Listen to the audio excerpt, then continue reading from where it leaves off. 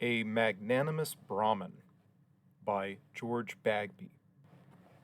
The famous Puritans, ever critical of their own heritage, built a distinctive civilization that passed along the critical snobbery and talent for analysis, while the religious belief and demographic gradually died off or converted to other faiths. This left Utah our best contemporary example of religious Puritans in the world today, and Vermont, arguably, the best example of Puritans living in their native habitat without the influence of the urban immigrants. Both states remain testaments to the character of the breed. The division of the demographic from the attitude is, of its nature, confusing and difficult, and so obscures the story of these heritage Americans and their view of the Union, especially as they fell into decline after their greatest success, the conquest of America by Massachusetts in 1865. These noble elites of Boston and Plymouth, true innovators and compelling leaders, have few devotees in a cynical age so well known for patricidal fashions. We may well identify the Puritans themselves with this Western trait of discomfort with one's own inheritance, or oikophobia, as Sir Scruton had it. The English settlers of Massachusetts Bay had brought their families to a rocky and cold land in repudiation of their heritage to the degree that they had deemed it religiously impure. They dared to reinvent England in New England, experimenting with a new system of weights and measures, deeming the adornment of food and clothing needless, and actually naming their children such things as humiliation, hate evil, kill sin, and flee fornication. The oddities of this separated people who self-consciously tinkered with their folkways was always in contrast with the southern colonies who had consciously attempted to transplant a beloved heritage in a new environment, as in Virginia, or who had taken their heritage more or less for granted, as with the Scotch-Irish. Thus, the Puritans and other radical Protestants in the North planted a durable conviction in America that the tradition was impure and always subject to reform and radical excision. The origin of the various little states of New England was born partly in religious differences and partly in a democratic and participatory politics that mirrored the Congregational church government of the Puritans. The founding of Connecticut by Thomas Hooker in 1636 was born partly from schism with his Puritan brethren in Boston, and he succeeded in winning a charter for his slightly smaller colony after removing himself and his followers to Hartford. Like his Puritan and Pilgrim forebears, Hooker had contended and disagreed with authorities secular and sacred in his native England, his adopted Holland, and his newly settled Boston. Roger Williams of Rhode Island fame also left Boston after preaching and publishing the errors of all the Massachusetts authorities for some years, and being permitted to escape to what became Rhode Island, also in 1636. Even New Hampshire was carved out of Massachusetts territory because of political and religious disagreements with the Boston elites. The scruples and particularism of the Radical Reformation had transplanted a rationalist tradition that would be incapable of conserving but fruitful in intellectual and even mystical innovations. The children of the Revolution were already witnessing the falling away from Orthodox theology in the religious movement of John Adams into Unitarianism. Massachusetts and her diaspora into upstate New York, Ohio, Michigan, Wisconsin, and Illinois were known in the generations after the Revolution for their religious innovation, enthusiasm, and uncertainty. The Presbyterians and Episcopalians of the South had not supposed their English heritage was itself poisoned by Catholic error, and had continued to brandish the cross, use heritage liturgies, sing with musical notation, and enjoy flavorful foods.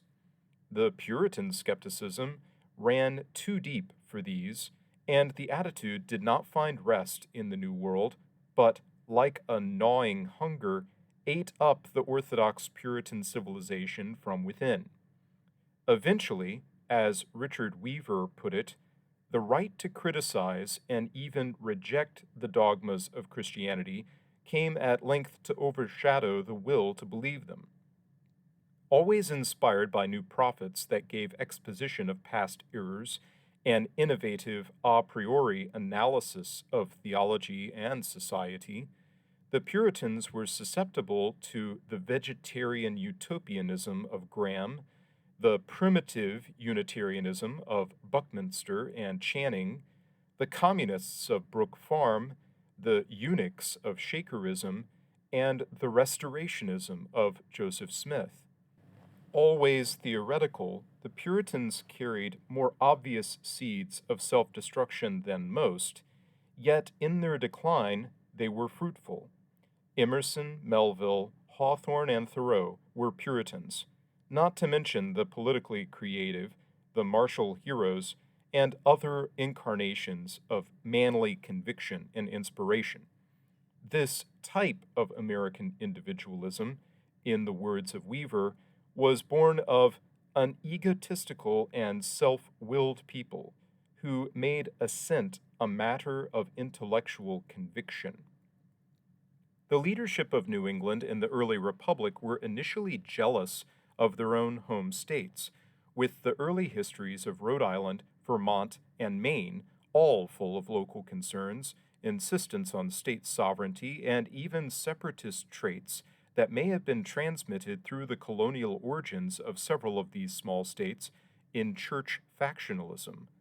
Vermont's Republican period, amid territorial disputes with New Hampshire and New York, was part of this heritage, as was Rhode Island's defiant and disruptive heritage of vetoes in the Continental Congress and initial rejection of the Philadelphia Constitution. Maine, under the thumb of Massachusetts Puritans, without being deeply settled by them, achieved statehood and separation from Massachusetts in 1820, partly on a campaign for local authority and local responsibility, Massachusetts having neglected to defend the region in the War of 1812. The War of 1812 saw the famous abstention of New England from supplying her militias for the common defense, and the remarkable Hartford Convention, which discussed the secession of New England in defiance of the deeply unpopular purchase of Louisiana and the embargo. The subsequent embarrassments of Jackson's victory at New Orleans and the favorable Treaty of Ghent sent the Federalist Party, now the advocates of New England sectional interests at the Hartford Convention, reeling and discredited, both bits of news arriving while the convention was still in session. Routed by a swell of Unionist feeling in the, quote, era of good feelings, the wiser and less preferential leadership of James Monroe awarded massive contracts for coastal fortifications and shipbuilding for the U.S. Navy to New England concerns. With trade routes reopened, Napoleon defeated, and the embargo of fading memory, the Federalist faction utterly collapsed, and the advocates of secession at Hartford were ousted from office, and President Monroe re-elected without opposition in 1820. The incredible extinction of the Federalists, the party of Washington and Hamilton, both the creators and the ambitious secessionists from the Union, was an opportunity for renewal and nationalism for New England. The skepticism of orthodoxy, damaging to the traditions of Calvin as it ultimately was even to the traditions of Channing, wore away the embarrassing political memories as surely as it wore away the creeds of the Church Fathers. By 1830, an impressive and impassive Senator Daniel Webster declared that New England looks upon the states as united. In our contemplation, Carolina and Ohio are parts of the same country. When Senator Hayne of South Carolina attempted to use the heritage of the Federalists at Hartford as evidence of a shared states' rights heritage, Webster rejected the argument as the South Carolina Doctrine and declared the authority of the general government to be founded on the people in the aggregate. The people brought it into existence, established it, and have hitherto supported it for the very purpose, amongst others, of imposing certain salutary restraints on state sovereignties. Driven by the abstract theory and by intellect, Webster proved a political Puritan equal to the dismissal of even very recent experiences. As the Federalists had seen themselves the erstwhile heirs of the offices of the Union, and frustrated by their exclusion, Webster and the new generation of New England nationalists, calling liberty and union, now and forever, one and inseparable, and starting on a clean slate, purified of experience and its unpleasant memories of limits and tragedy. The Federalists were frustrated Yankee elites, unable to influence the power centers in the midst of the flowering of the Virginia dynasty. Webster's abstract nationalism, fed by a new era of New England innovations and optimism, rode a boom of immigration and industrialism into political power and dominance. Ralph Waldo Emerson, a guide and voice for the new elite consciousness in the Northeast, spoke prophetically of American ambition and independence from older forms. Echoing Thomas Paine, his brother in repudiating what had come before and forging his own path, Emerson wrote, "What is man born for but to be a reformer and remaker of the world?" A sentiment repeated today by leaders as seemingly antagonistic to one another as Ronald Reagan and Hillary Clinton. Emerson joined in sentiment the ambitions of John Winthrop, the original leader of the Massachusetts Bay Colony, with his goal of building the shining city on a hill, the example of reform that would be a model for the whole world. Emerson's confidence and optimism overwhelmed Winthrop's modesty. Emerson was sure enough of his reforming plans that he was willing to push the issue and not willing to serve as a mere model. The optimistic and universalist humanitarianism became the standard of the region, which was the wellspring of the single greatest reform of American history, the victory of the North in the Civil War. This refounding of the Union accomplished the reconstruction of the relation between the states and the general government along nationalist lines, while accomplishing the secondary goal that is the only justification of such a sacrifice in the minds of most today, the unplanned emancipation and sudden enfranchisement of the slaves. The religious instinct invested in the optimistic, pseudo-religious universalism described by Yarvin as better related to the Quaker tradition of the inner light has adapted itself from a regional peculiarity to the establishment opinion of polite society in the West. However removed it certainly is from the Orthodox Puritans who settled New England, the tradition largely originates there, and their victory in American institutions was staged from that forgotten homeland of radical innovators. The political aristocracy of New England was remarkably manifest in the Adams family, which produced a veritable dynasty of leaders and statesmen for at least 4 generations. John Adams, John Quincy Adams, Charles Francis Adams Sr., and the illustrious sons of the latter all contributed in executive leadership, diplomacy, the writing of history, and as executives in business. A recent example of successive generations of parents who managed to pass their rare traits to their children. A father and a son took turns as Massachusetts' only presidents until JFK. Charles Francis Adams Sr. served in the vital role as ambassador to the Court of St. James, as Her Majesty's government openly talked of recognizing the Confederate States and sold them thousands of weapons and some powerful warships. Charles Francis Adams Sr. sent his 3 sons, Henry, Brooks, and Charles Jr., to Harvard and intended them for careers in public service. Not one could oblige him in this family tradition, but all three proved to be remarkable intellects with careers as a triumvirate of blue-blooded historians. Most remarkable was the genius of the lot, Henry, who produced both tomes of history and novels. Brooks's passion was historiography, and became, with Spengler and Toynbee, a prophet of decline and a proponent of cyclical history. It was for Charles Jr., hereafter simply Charles, to examine the themes of the Union, of the narrative of history for Americans, of the controversial imperial policies of 1898, and to pass judgment on the optimistic universalism of New England. Charles Adams was raised in wealth and privilege. Although already a member of one of the most illustrious families in Boston, Charles Sr. had managed to marry Abigail Brooks, the heiress of a gigantic shipping fortune. But the new family preserved a healthy drive and maintained high standards for their remarkable sons. Newly graduated from Harvard and a member of the Massachusetts Bar, the grandson of a president and the son of the ambassador to England, was not a man expected to serve in the war.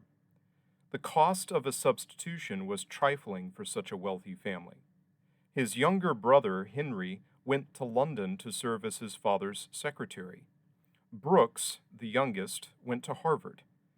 Charles opted to take a commission as lieutenant in the 1st Massachusetts Volunteer Cavalry and saw service near Charleston, Sharpsburg, Gettysburg, and Petersburg. He ended the war as a colonel and was made brevet brigadier general in 1866 by the recommendation of President Johnson. He was in every way the equal of Thomas Garland Jefferson of VMI and John Augustine Washington, relatives of the Virginians, who did not shrink behind their illustrious names, but dared death and met it on the field of honor. The manly Charles Adams returned from war and awarded generous and often increasing pensions, did not relax.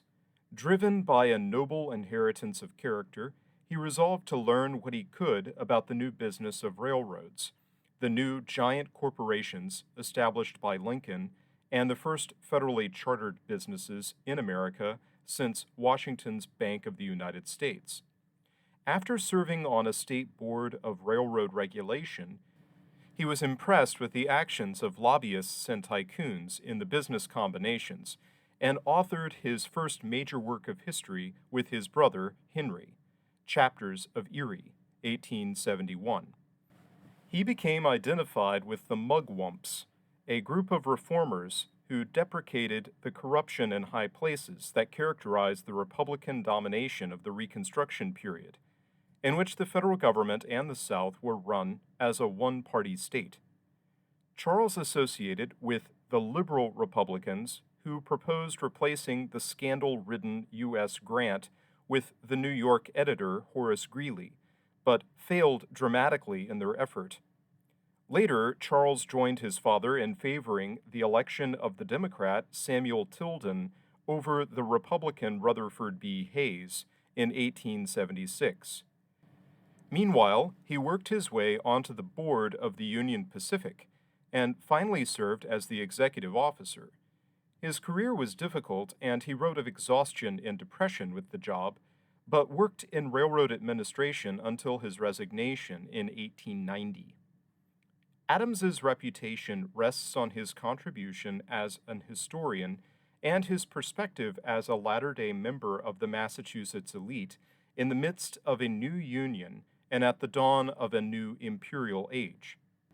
His opinions in this pivotal epoch make him a figure of enduring interest.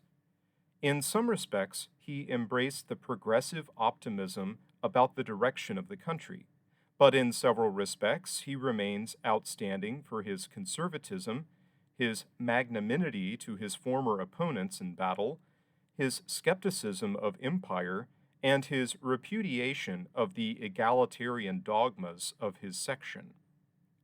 Historiography, according to Adams's biographer, Edward Kirkland, was not a strong suit. Adams's major effort in the field was a speech, "The Sifted Grain and the Grain Sifters," delivered to the Wisconsin Historical Society in 1900.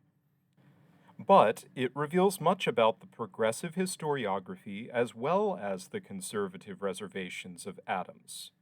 First, he claims that Darwin's works, which he calls a new dispensation, revolutionized history into a scientific discipline in which each stage of history is now scientifically understood as part of a larger whole, the story of progress.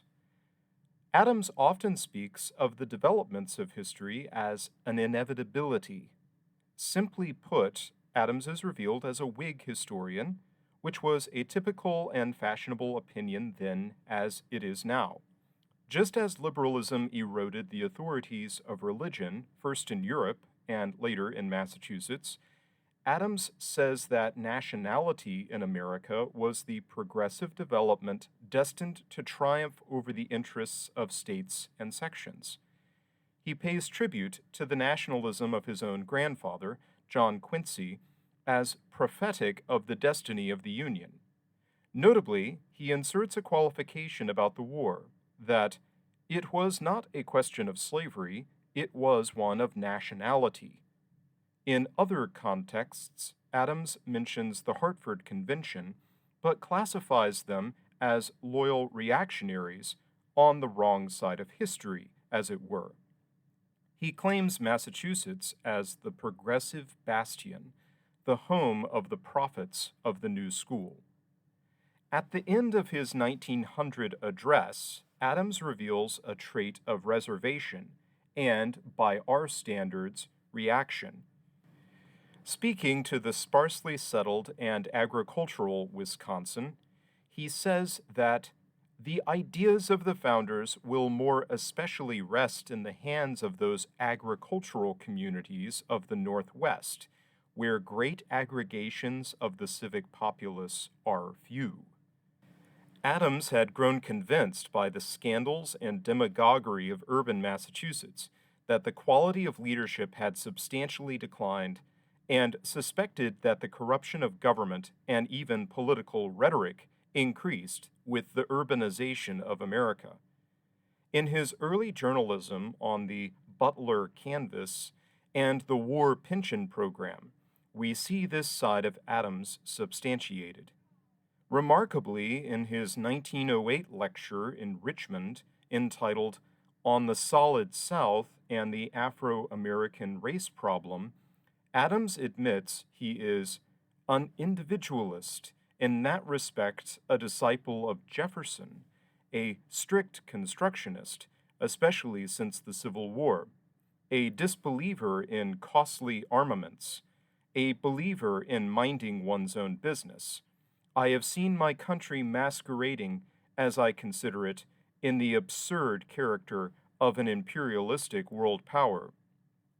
This was a remarkable self-description of a man of his station and experience, a conservative man in an age with no conservative faction, and a pessimistic wisdom in an age of optimistic hubris. In spite of the special effort and investment in the mammoth sifted grain statement of philosophy, which Adams poured himself into, according to Kirkland, we find evidence in many works that he grew more restrained and pessimistic in his perspective in later years. In a superior essay of historiography, An Undeveloped Function, 1902, Adams attempts elucidation of the insights to be harvested from the scientific approach to history. He is especially interested, as the Philippine-American War wound to a close, in the progressive approach to empire. Adams early opposed the Spanish War with his imperialism speech, but later made a qualified withdrawal from the Anti-Imperialist League he helped to found, when he deemed his colleagues unconstructive and even irresponsible. Adams grew interested in the inequalities of the races for two reasons: the legacy of inequality of black Americans since the war, and the new caught sullen peoples in the Caribbean and the Pacific. Adams contends that history furnishes no examples of race elevation through tutelage, though he elsewhere commends the antebellum Southerners for their paternalism, calling them humanitarian in their instincts toward their slaves, and the close relations it fostered in their households. He denies that paternalism can do anything but emasculate in an imperial relationship, and instead advises increased autonomy while the capable population administrates. He cites Britain's dominion in Egypt and India as positive examples of success. On the subject of the Union, Adams fulfills many expectations of his heritage. He counts the Civil War as the true War of Independence, the independence of the federal government from the claims of the states. He acknowledges the basis of the claims of the states, but argues that the progressive movement of history towards consolidation had made the legacy of the state jealousies reactionary and destined to fail. On the subject of race in the Union, he reveals a more interesting point of view, differentiating between a successful union of European races, which he terms cognate races in his undeveloped function, which may live in a state of temporary dependency or inferiority, but we absorb or assimilate them. In Adams's Doctrine of Equality, written as the introduction in an historical series in 1913, he further develops the theme. Rejecting the thought that the United States is the home of an Anglo-Saxon nation, he returns to thought that political equality is based upon a principle of race absorption, and those races that established American peoples will intermarry with can assimilate into American institutions. He does not dwell on this most mysterious process, but he insists that the depth of error in the universalist humanitarians is thoroughly wrong.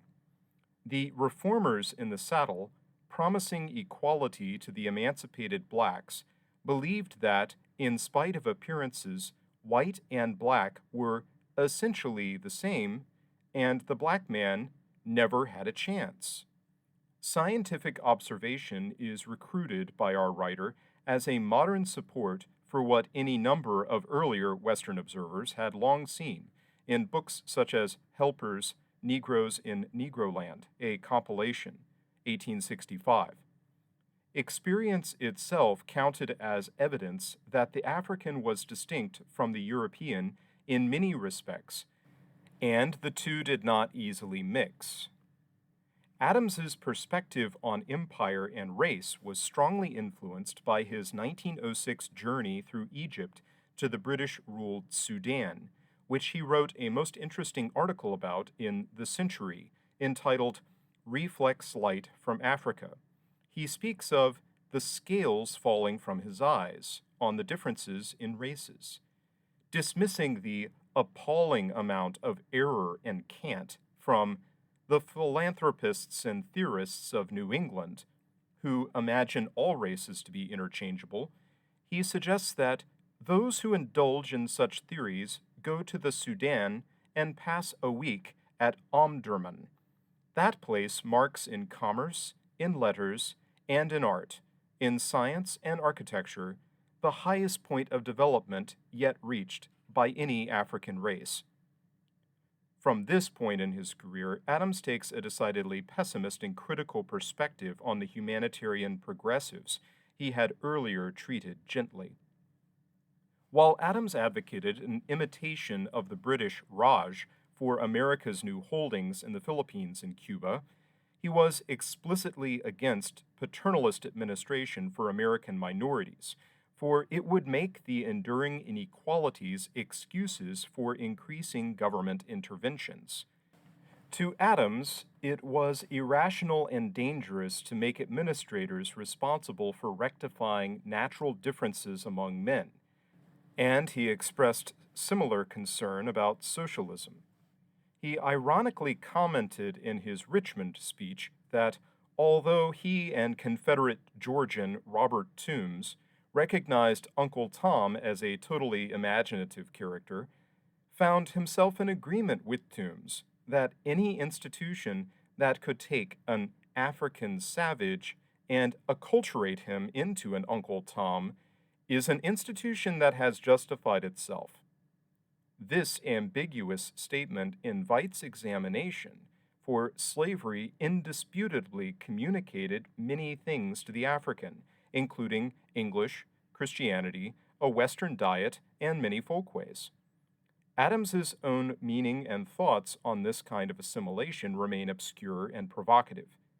He concluded his thoughts on the administration of minorities by saying that imperial administration of racially distinct populations seems necessary and humanitarian, while paternalist efforts to improve the communities is undesirable. The anti-imperialist was nuanced. The experience of administrative separation in Liberia, he said, was a disaster for everyone involved. Indeed, the modern example of Liberia, which includes the near complete genocide of the unfortunate Americo-Liberians, only puts an exclamation mark on Adams's point. Adams's career was particularly fruitful in a constructive perspective concerning the war. A conservative nationalist, an anachronistic Jeffersonian who preferred the participatory and property-owning America to the brave new world of megalopolis, Adams took many speaking engagements to propose constructive and positive views of the common heritage of the North and South. Adams is properly credited for helping to make Robert E. Lee a national hero for an era. He published several speeches and papers on the subject of Lee's legacy and gave an especially compelling argument in his piece, Shall Cromwell Have a Statue?, which he delivered to the Phi Beta Kappa Society in Chicago in 1902. Here, his Whig historiography gave him a wise insight that has yet proven untrue as concerns the Civil War. Adams argued that, as time passes, passions fade, and thus our perspective of history grows more rational. This is not peculiar to the Whig theory, but lends some credibility to the Whig view of history as a progression towards an inevitable improvement and enlightenment. Just as a millennial does not expect an impartial and dispassionate account of Vietnam or the administration of JFK from a boomer, so Adams assumed that the passage of time would better reveal the virtues of the defeated Confederates as it would the excesses of the Union, especially in Reconstruction, which he often deplored. If anything, the passions concerning the war have risen in recent history, and the sesquicentennial of the war had scarcely passed before the massive riots of 2020 saw the widespread desecration and removal of the Confederate monuments that Adams had celebrated and supported. The reason for the discontent in 2020 was the perceived failure of American institutions to elevate African Americans since the Civil War, or at least the Civil Rights Movement. The rhetoric of MLK in his famous I Have a Dream speech makes this clear, that the Declaration of Independence and the Gettysburg Address were analogous to a check drawn on the bank, and that the racial minorities, overwhelmingly black, had come to the federal government to cash in on the deferred promise of equality. The white liberals of the time rationalized through the rhetoric of the equality of opportunity that would result from the dismantling of legal segregation, removing all impediments or quality controls at the poll, and inaugurating a variety of federal programs meant to raise living standards and relieve the widespread dysfunction of black families. The result of these reforms in 2024 has not satisfied anyone but the bureaucrats whose existence relies upon these agencies and programs. America is, arguably, more divided along racial lines today than in 1963, when MLK delivered his famous speech, but this is far afield. What is most notable in this context is the assumption of Adams and his audiences that the national union that was accomplished or saved by Lincoln's victory in 1865 was a union of strains from Europe, who had amalgamated into an English speaking, still overwhelmingly Protestant, nation. The African Americans had been admitted in a time of war because of the idealism and utopianism of some factions, and, according to Adams, the experiment of black run administrations in the South during Reconstruction was an unmitigated disaster that proved a point. The Reconstruction policy, he said, that we forced on the helpless states of the Confederacy was worse than a crime. It was a political blunder, as ungenerous as it was gross. Adams believed what he did about the South and Reconstruction because he believed the ethnic component of the American Union was still essential even after the Civil War. The amalgamation of European stocks in the American environment was a reasonable expectation, verified by experience since. But the immigration of Catholic strains has also disrupted the heritage of New England in an astounding way. One hardly knows how to understand contemporary New England, given the influx of several groups of Catholics and the decline of the WASP, but nowhere does Adams mention it. His vision of the Union, however, absolutely included the valuable contributions and characters of the South, which he recognized as more stable, obviously more agrarian, and thus more Jeffersonian than his own section. He put great stock in these traits to preserve communities where the ideas of the founders remain dominant, preserving the ark of our covenant, as he put in his Sifted Grain. The conservative nationalism of Adams was a vague ideal, and he frequently reflected on the transition to this newer notion of the Constitution New England had played such a role in promoting. He regarded the change as part of the inevitable progress of which he spoke, and said the primary American loyalty became to nation rather than to state, as he put it in Shall Cromwell Have a Statue? A modern Whig would condemn the resisting reactionaries as blind and pitiful at best, and as enemies of enlightenment and goodness at worst. Adams does neither, but surprises us with the magnanimity of a confident and content man. He is most generous to his foes. In his Lee at Appomattox, Adams praises Lee for accepting the political responsibility of surrender when meaningful struggle was no longer possible. In his Confederacy and the Transvaal, a people's obligation to Robert E. Lee, Adams reflects on the ongoing guerrilla conflict in the Boer War and notes that Lee's bold acceptance of political responsibility, even if only symbolically at Appomattox, saved America from such a fate. Lee was the heir of an older American republicanism who thought of himself primarily as a Virginian, which Adams describes, appreciates, and praises. Although Adams still acknowledges the Hartford disloyalty with approbation, he admits more to the Confederate legal position as regards the Constitution than Webster does in the 1830 debate. Adams does not argue, as Jefferson Davis did, about the delegated authorities of the states to the federal government, the Republican right to dissolve political bans should the government prove tyrannical, or any of the finer points of independency as known to John Adams. Instead, he simply notes that times have changed and the conflict about sovereignty is secured to the general government of the people, by the people, and for the people, without the regional and state preferences and loyalties. Adams nevertheless saw the valor of the Confederate South, contending that all the loyalty, all the patriotic devotion and self-sacrifice were not then, any more than all the courage, on the victor's side.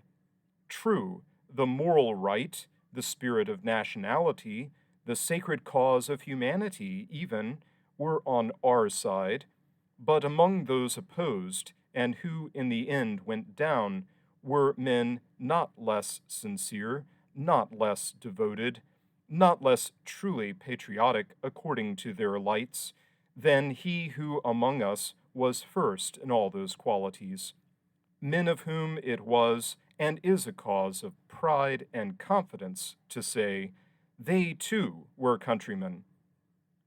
One of Adams's most brilliant displays of quality is in his brief discourse on the tactic of total war, which he entirely disavows as immoral.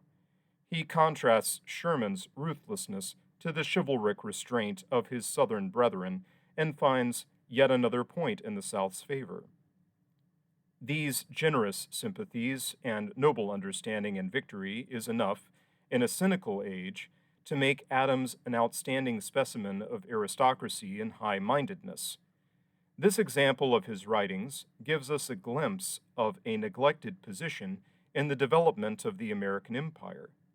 An unkindly critic might claim that Adams was a self-satisfied bourgeois with comfortable opinions that fit well among his peers and did not risk his social status. This is not a fair position. Adams was a man who pursued excellence. Born entitled to the greatest fortune in Boston, he did not at any time in his life seek comfort and security alone, but put himself first into rigorous military service and then went into the most dynamic and corrupt industry of his age. Inside the railroad business, he wrote accounts of corruption and the need for regulation, which must have made his position most uncomfortable and risky. A Union man and a Republican, he opposed the Republican leadership of his own state and in the federal government during Reconstruction on the grounds of their demagoguery, corruption, scandals, and pillage of the post-war South. He bolted the Republican Party to campaign for Cleveland, which was hardly popular in his own circles. In 1898, he joined an intellectual minority that vocally opposed the Spanish War and the acquisition of imperial provinces abroad, but also broke with them when they refused to recognize the fait accompli and the according responsibilities of the government. The man's principled character shines through his biography as it does in his historical opinions. His Whig progressivism is a marker of mainstream acceptability, yet it also promises intensely enjoyable and yet unknown correspondence on the subject with his radical brother, Brooks. Adams was certainly aware of other historiography, but never suffered the social uproar his younger brother endured. The old breed of Boston gave way to the new immigrant elites of the Kennedy dynasty, an incredible qualitative decline that marked the passing of the demographic Adams seemed confident could amalgamate and communicate its qualities to the new immigrants. Although Adams spoke in terms of progress and improvement, he simultaneously voiced misgivings and foreboding. In his Sifted Grain, a major work of his intellect, he makes several asides about the decline in the quality of American statesmen, and particularly in the decline of their rhetoric and vocabulary. In this, he is united with both Henry and Brooks Adams, who wrote more forcefully concerning it and its larger meaning.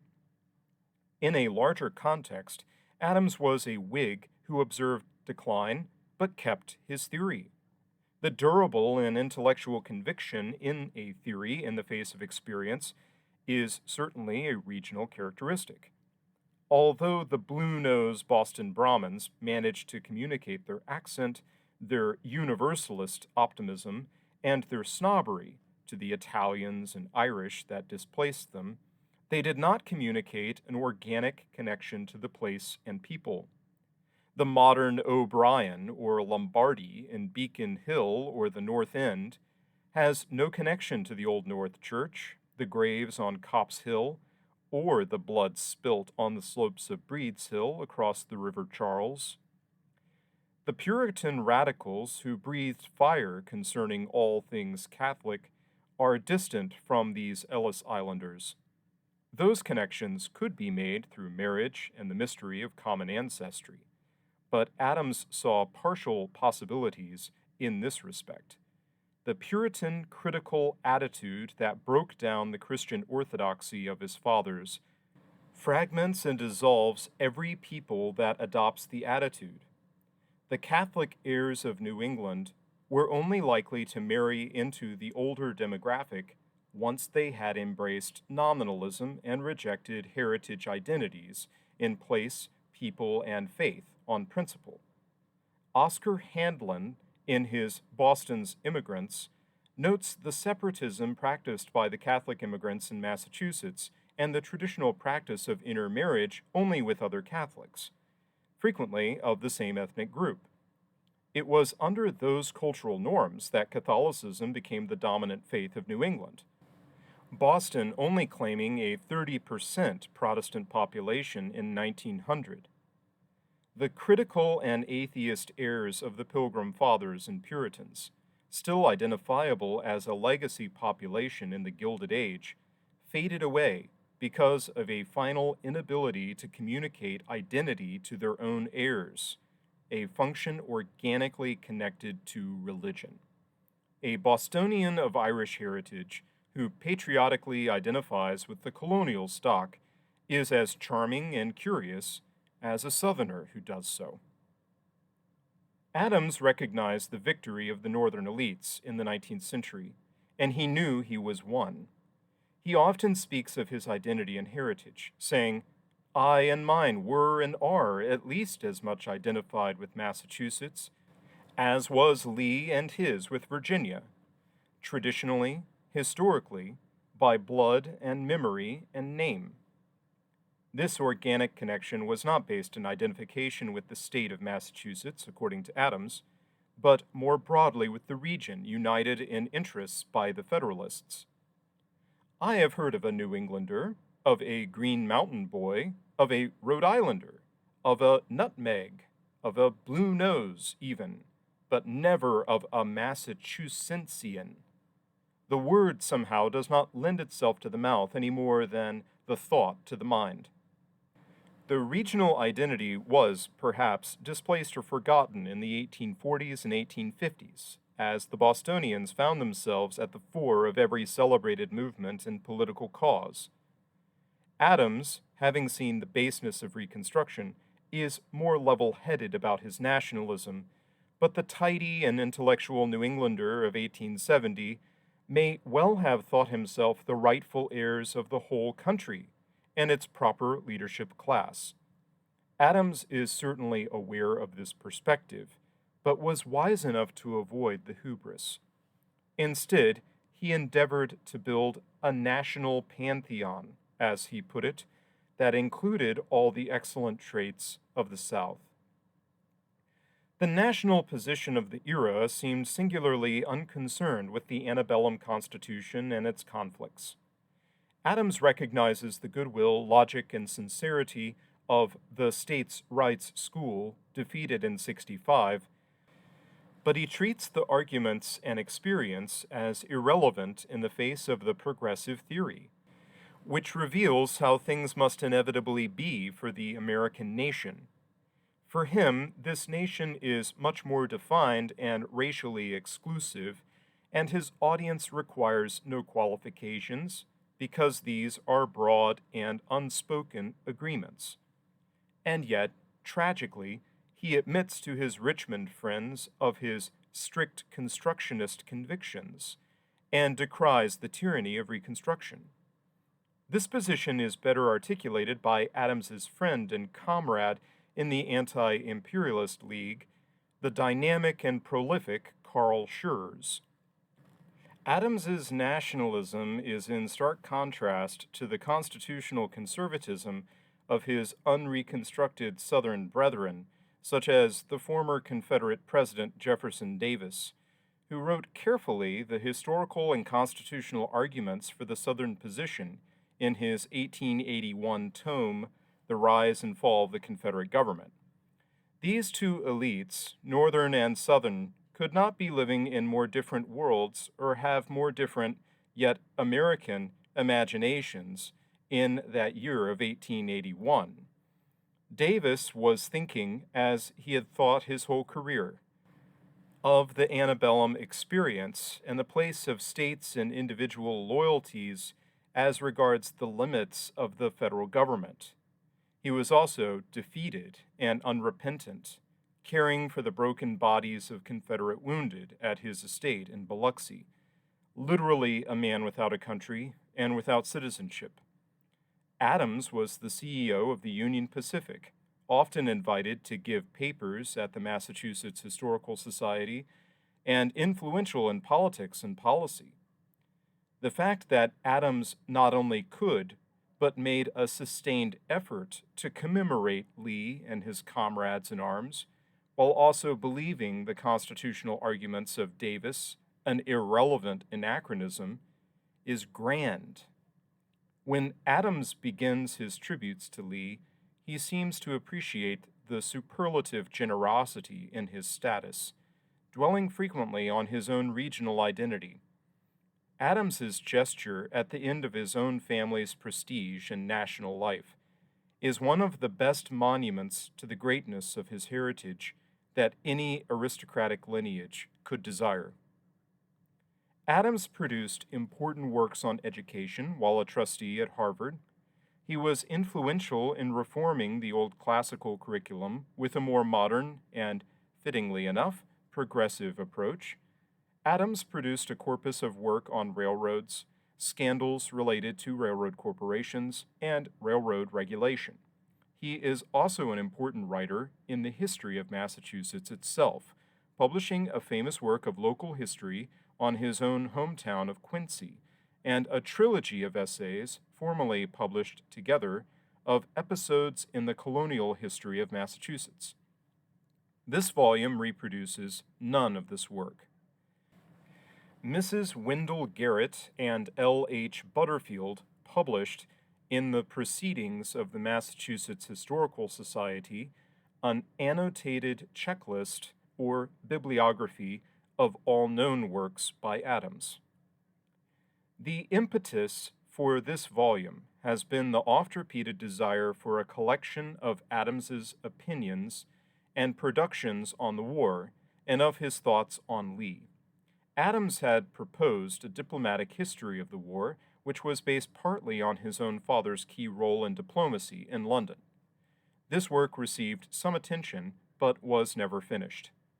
His several speeches and essays concerning Lee were partly collected with other works in Lee at Appomattox and Other Works, which was released by Houghton Mifflin in 1902, but have never since been collected. Adams's historiography and his conservative nationalism are of an antiquarian interest for those who itemize lost perspectives. At the dawn of an empire made possible by Lincoln's conquest and prophesied by Lee to Lord Acton, Adams called for a halt.